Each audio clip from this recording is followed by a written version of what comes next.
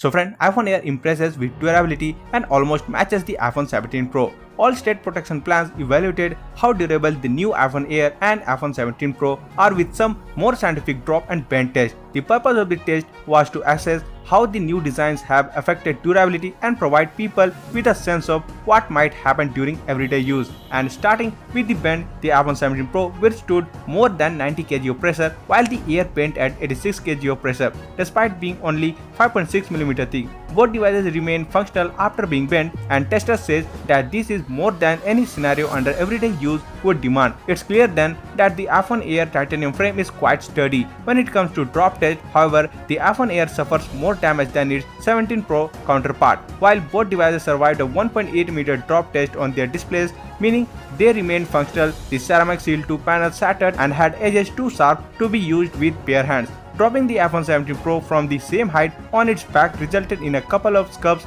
but no severe damage, unlike the Air, which had its back completely shattered. Nevertheless, all state protection plan states that the new designs are superior to the older ones in terms of durability and exceed industry standards. But don't be too confident. The general recommendation to use a case and screen protector stands since repairs are very costly. For example, a screen replacement will set you back $329. So that's for today in this video. Thank you for watching, and for more videos like this, please subscribe to the channel and press the bell icon.